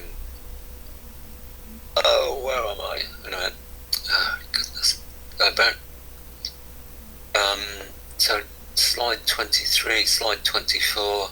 That shows the operation of some of these programs. That's quite interesting. The performance of one of these. Terrible performance. Generally, stop and wait. The operation of the I just wanted to show you this. I mean, at the moment, I'm thinking of a situation where I am transmitting packets to Farhath in New York, and I'm based in San Francisco. So let's have a look at this. I send a packet, it could be a big packet, and then Farhath's machine is actually going to send me a NAC back, or it could be a NAC back, and I might have to send the packet again if it's a negative acknowledgement. And I'd like you to find out how long on average it takes a packet to travel from San Francisco to New York. I mean, is it a couple of milliseconds? Is it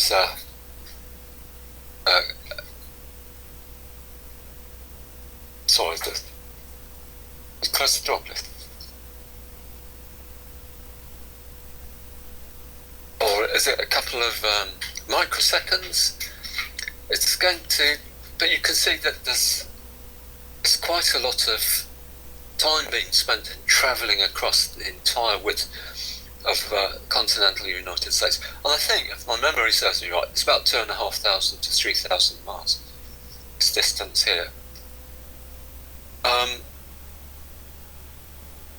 On the other hand, there is a schedule, if you like, that will allow me to put lots of packets on at the same time and send a long sequence of packets back. This is obviously going to be a more effective way of sending data between these two cities, because I can send a lot of data, chunks, one chunk after the other, very, very quickly. And I can send you back lots of different acknowledgements. So it's called a pipelined protocol. I mean, I can see this network route as a pipeline, which I can fill very quickly with lots of data. And I can have a pipeline coming back from New York full of ACK packets. And every time I mean, what I can do is to detect the absence of an ACK, and if appropriate, if I need to, I can resend one or more packets back to the receiver if I get a missing ACK. And that is the germ of this kind of transmission scheme. What we've been looking at is send data and stop. Sent it. I'm going to wait until I get an ACK back. So that's about everything I wanted to say. There's a bit more. It's quite a long document. But I hope you've enjoyed that a little bit. And heaven only knows how the other guys who should be in class will actually deal with the potential next coursework problem. I might ask you to explain the stop and wait protocol a little bit. Don't worry about it though. So I'm taking, I make it, it's 3:25 London time, and I'm going to just give one more presentation, and it's a continuation of what we ended up doing last week. That's to do with Python. Find it. So where's my Python? Here we are. So if you remember, last week we looked at tuples in Python and looked at some of the things we could do with tuples, and I don't think we got as far as looking at lists. So just for the record, I'm going to spend half an hour or less looking at lists. Okay, and so we looked at tuples last week, and I think, I'm not sure, I can't quite remember whether we looked at aliasing and mutability and cloning, but we'll see. See what's what in a moment. So it's a scary list of Python topics, yeah, sure. But we need some more data structures to be able to manipulate data, and I think we talked about lists. So for example, names of books, numbers having been given significance, solutions to various problems, shopping lists, foods, presents, and so on. So typically on a list, the items on a list are of a particular given type, but you could include objects of different types. So for example, a list could contain a list of foodstuffs, and it could contain things I need for my Alfa Romeo car. It could be a replacement carburettor or replacement wiper or tyre or whatever, and maybe some gardening things like a garden rake. So it could have generally a list will contain a list of the same kind of object, but you could include different kinds of thing. So tuples are ordered. So thinking about tuples, okay, well, I'm trying to skip the stuff I think I've given you already. In Python, lists are mutable, so there's a technical word. The values of one or more objects in a list can be changed at will.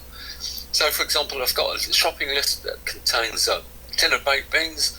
I could drop the tin of baked beans and replace it with some beautiful Scottish salmon to eat, and I could add a couple of things to my list.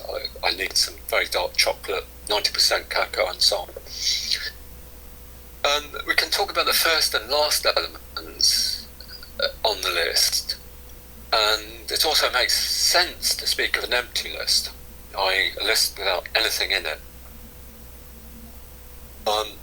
And all this is in contrast to tuples, and we can talk about an empty tuple, the nth term of a tuple. The point of a tuple is that you can't change a tuple. And I mentioned what an alias is. I think I told the class last week. I'm not sure though, but it's easy enough to read through all this stuff. What's an alias? It's also known as AKA, ACKA. This is a mutable if A is an alias for B, and if any change is made to the list A, that change will affect B too. I mean, there's no reason I can't give the list two names. It's actually one and the same list. If I change an element on one list, it's automatically going to be reflected in list B. I mean, maybe I've got a copy of list and I give that to my girlfriend or something like that. Tuples aren't mutable, however, but we don't need to be too bothered by this. If you want to sort a tuple or add to it, then the only thing you can really do is to clone it, make an exact copy of a tuple A, then make changes to the clone. The changes you make to the clone aren't going to affect the original tuple. No problems. Right. The last time, these are some of the things we did. Aliasing, mutability and cloning are the new ideas that we're looking at. So I think I worked through this, and you'll have to tell me otherwise, and I'll make time to discuss this some other point. So what I intend to do now is to talk about lists and how these differ from tuples. So a list can be considered to be an ordered sequence of information which you can access. You can access each element of a list by indexing the list. And a list is, unlike a tuple, is going to be represented or denoted by square brackets. For example, the two brackets I've shown you here. A list contains what are called elements, usually homogeneous, in other words, all of the same sort. For example, a list of integers, or a list of names of stars, or a list of things that you might find in a service station on a motorway, or sorts of things that you find in a published book or published novel. I mean, maybe you get a frontispiece, and you get an index, and you get a foreword, and you get an introduction, and you, at the end of the book, maybe you get some references. And a list can contain mixed types of object, but it's not common. And the list elements can be changed, so it's mutable. So I could ask you in the future, when you're least expecting it, what is meant by a list being mutable. What does it mean, mutable? So here we go. Look, here I've got a variable called a underscore list, and it's been assigned a value of square bracket, square bracket. This is the symbol for an empty list. And you can create an empty list, and you can add elements to it whenever you want. We need to understand how you would actually add an element to a list. So the second line here is I've assigned to the list variable L the list. So here's the square bracket, and it's all comma separated to the character here, which I'm quoting, number 4, and guess what? Here's a list consisting of the two integers 1 and 2. So it's a mixed list, and that's perfectly okay. I can find out the length of any list L simply by writing the function len, len, short for length. The length of L is 4. 1, 2, 3, 4. It's got 4 elements. The fourth element is itself a list. So L indexed with a 0, you're actually talking about the first element. So L0 is the first element, because this is L0, L1, L2, L3. So L2, let's access L2. So L2 is 4. It's L0, L1, L2. So L2 is 4, and add 1 to it, and you get 5. What is L3? It's the fourth element. It's the list 1 consisting of 1, 2. What about L4? Well, there's an error here, because there isn't an element L4. The last element is L3, so it's impossible. Don't know why I'm saying I is 2. No idea what that's about. Oh, it's being used here. The list consisting... No, what I'm doing is to index list at element 2 minus 1. Index 2 minus 1, which is 1. And L1 is this element here. That's L0, that's L1. Okay, that's character A. So, what I've just shown you is how you can access individual elements. What I haven't shown you is how to build a list from the empty list. Lists are mutable, unlike tuples. So I can't randomly... Look, here's L0. I can't suddenly say L... Well, I can say L0 is 5. No problems. Or L1 is 5. No problems. So, given this list L, here's a tuple, around brackets for a tuple, 3 elements, it's a 3 tuple. T1, I can't change the 2. I can change this 2 into 5. Can't do it, it's not possible. It's immutable. However, L1 here is currently 1. And I want to change it to value integer 5. Can do that, no problem.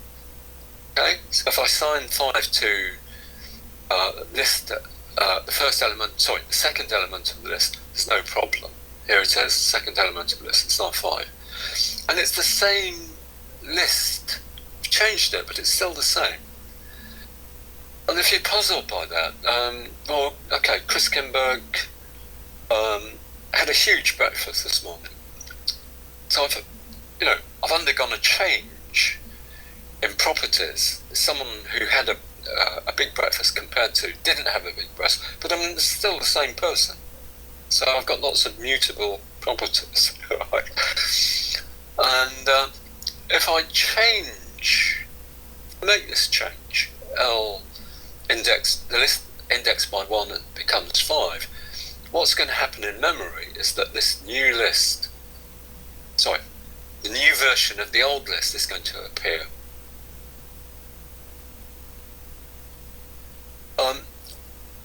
You can use a for loop if you're processing a list. Supposing I've got a list of numbers, I can actually set, for example, the integer variable total to 0, and then for each I in the range of the length of L, well, if the length of L, what did we say? Let's just go back very, very quickly. I can't remember what the length of L was. It's 5. No, it's not at all. Wait a minute.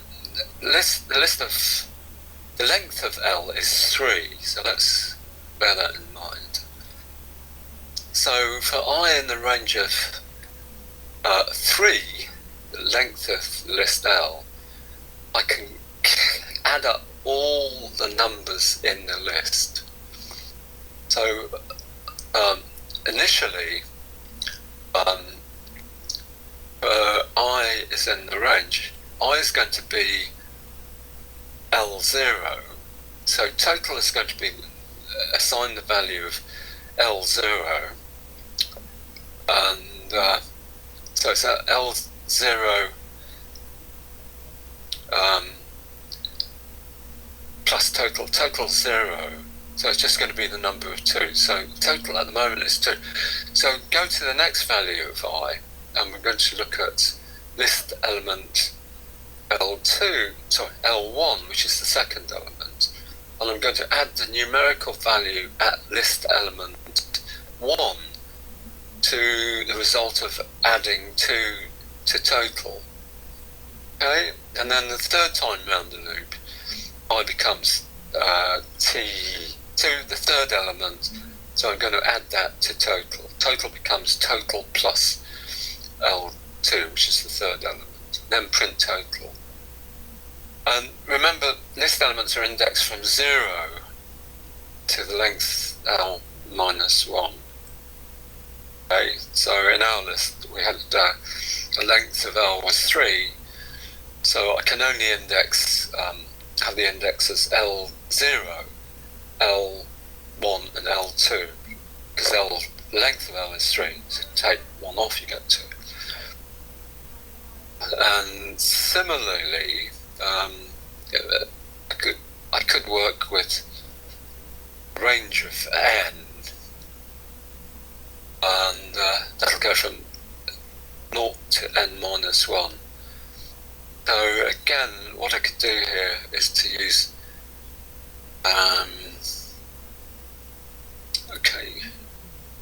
list elements. So for I and L, you can refer back to the meaning of that, and you get exactly the same result here. Operations on lists, you can add one list to another using append.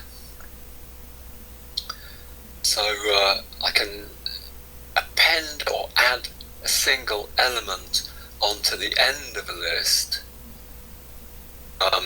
So for example, if I start with the list 213, 3-element list, if I append 5, I get a new list, and I'm changing it to become 2135, mutating it,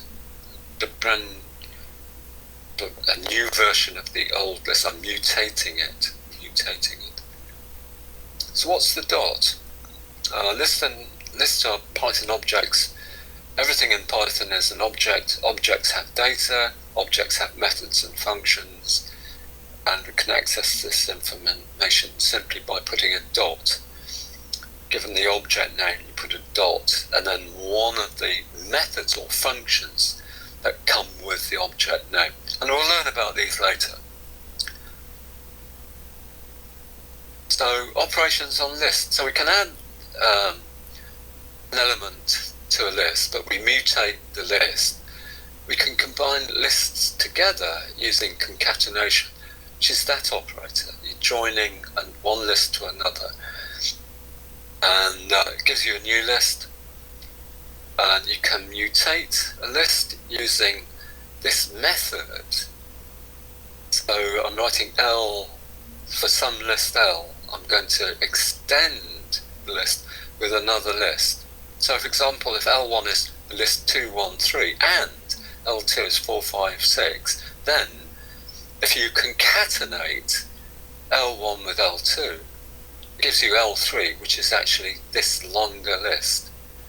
And the original lists L1 and L2 are going to be unchanged. L3, you just created them. Okay?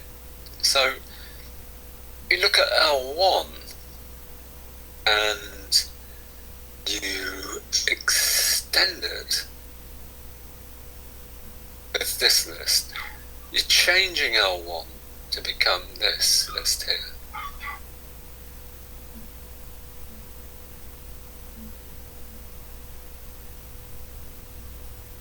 So, given a list L, I'd like you to practice this by using Python, the Python system itself, and make sure that all this is true. So L is this list here, and I can remove the first occurrence of 2 to give this new list, or I can remove 3 to give the first occurrence of 3. So it leaves this 3 in, and I get this. I can delete element number 1 from a list. So that gives me L, which is this list here, with the first element removed. It's this 2 here. So it's 1370.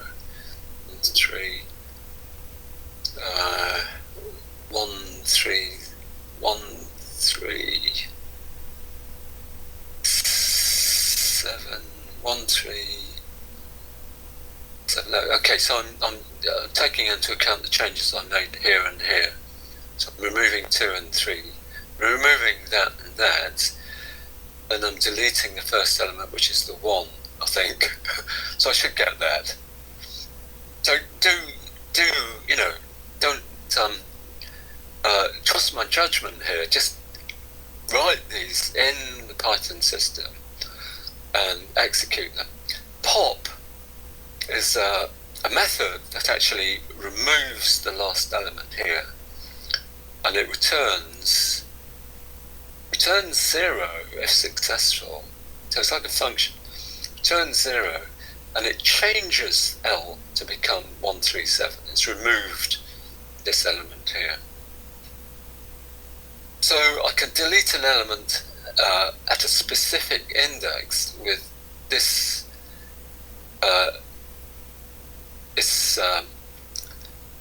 bit of Python here. Remove del, in other words, the element which occurs at L indexed with this number here, which is exactly what I'm doing here. I'm removing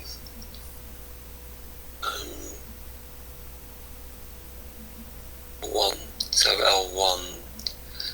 Yeah, okay. I'm going to have to check these myself, but it's worth doing. So it can remove a specific element with L remove an element. So what remove does, so this is another method that comes with L, it comes equipped with L. It looks for the element and then removes it. So if I did a remove here, remove 3, I'm going to just get rid of this 3 here to give this list here. If an element occurs multiple times, it just removes the first occurrence. Yeah, okay. If the element is not in the list, so if I remove 10 from L, where L is this list, it would return an error.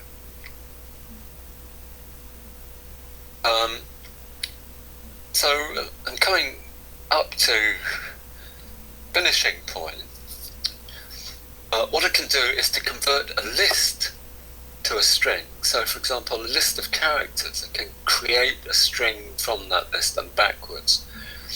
So all I have to do for a given string of characters, supposing S is a string of characters, I just write list S, and it returns a list with every character from S as being an element in the list L. I can use the split operation, or the split method, to split a string on a particular character that occurs in the string. So for example, I could split it on a space if it's called without a parameter. So just split, but don't actually specify character. This by default is going to just split the list up if called without the parameter. So I'm not going to give it a parameter. And I can use empty space quota dot join L to turn a list of characters into a string, which is sometimes quite useful. So you can give a character in quotes to add a character between every element. So let's have a look at this. So if S is this string, right, S is the string I is less than 3 CS, list S, so I'm breaking this up into a list of characters. It's this, I is less than 3 space comma, no, not comma, do that again. I'm splitting the list S up so into individual characters. So it's I less than 3 space, I think it is, and character C, character S. Look, here's the space. Split that into a list characters. If I split the list at the character less than, I'm just going to split it into 2 parts. This is going to be the dividing part list. So I get on the left hand side it's the character I. On the right hand side it's the characters 3 CS. It's this string here. So if L is list of 3 characters, then for sure L is a list, there's no problem. Empty space dot join everything in L. So what I want to do is to convert this list of individual characters into a string, and I get the string ABC. And here, I don't know whether you can see this, but I'm assigning S, the string is. ISG is a great place. I'm printing the conversion, the result of converting the list converting the string S into a list of characters. And what I get, what the output is that list here. So I can't do better. I mean, what we're dealing with is quite important because it's a data character, but there's a lot of detail, and it's up to you, I think, to look at the detail and to read through everything carefully and to test some of what I'm claiming about lists and tuples here. So I think that's about everything I want to say, and it's about 10 to. We've had more than 2.25 hours. So let me just get rid of this. So if you want to stop and ask any questions about anything in the world, ranging from what is the secret of the universe to how do you do X in Python, or tell me a bit more about reliability and why we're studying reliability. Because we spent quite a lot of time recently looking at communication between 2 systems, making sure that one system can see my signal. And that's a rather a different level from what we've been discussing to date. We're talking about internet communications and making sure I can get data to you reliably. So the key concept there was reliability. And we've learned a little bit about what a stack is and so on. So I hope you've got something from this afternoon's sessions. And so to sum up everything, I'll just remind you that I started off by saying that I will be setting a second assignment. I'm going to deliver that on Pharos, I think by the end week, the last week of this term, and give you until something like January the 6th or 7th to complete it. And it'll be quite a different assignment because it'll be I shall try and involve you in things like number conversions and a little bit of Boolean logic that we might study next week or the week after. So we're learning a lot of good things, and hopefully I'm getting you to think about things, whether critically or not. I'm giving you some quite good stuff, believe it or not. So Farhat and Abdullah, I hope you have a very good week, and I'm glad to hear that at least one of you has completed the coursework, and I think people are making a lot of progress. I'm very pleased with you. But Farhat, can I see you? What do you look like? Tell me. Have you got a webcam? Farhat, I think I know what Abdullah looks like. You want me to open the camera now? You haven't got a camera? I have. Do you want me to open it? Yes, just let me see you. Farhat, can you do the same so we all get to know one another a bit better? It's playtime now. Let's see what one another looks like. You've all seen me staring at you for 2.5 hours, so... Farhat, are you there? Don't think Farhat... I think Farhat is resting. Farhat? Hello, Farhat? Oh, okay. I'll be sure to switch on next. Why can't you let me see you? Let me see what you look like. Please. Don't believe you look a mess. How could you? That's the face I remember. You're looking very smart, very clean and tidy. Yeah, it's good to see you. You look like a very fit student. Clean shave always. But can I ask you a question, Abdullah? Have you ever seen a picture of Farhat? Do you know what that person looks like? Well, I don't remember actually. No. I don't. Farhat, there's usually the sound of children in the background. Am I right? Are you listening? Oh, well, never mind. Farhat has actually said, as we can see, I'll be sure to switch on next lesson. I look a right mess now. Anyway, I'm sure you don't. All right, Mr. Quest. I'm the one that looks a bit of a mess at the moment. I mean, it's dark. Can you see? It's quite pitch dark in London at the moment. So, take care. All of you. Right. All the best. Bye-bye. Bye-bye. But can you please just send me your what do I call it? Your review on what I have made. So you've sent me a copy, have you? Yeah, I sent you the n multiply and the m multiply. Okay. Well, just remember, I'm pretty critical. I will try to do my best. I'll be very constructive, and I hope you put all your effort into it. Because it's my subject. All the best to you. Bye bye. See you next week. Bye bye.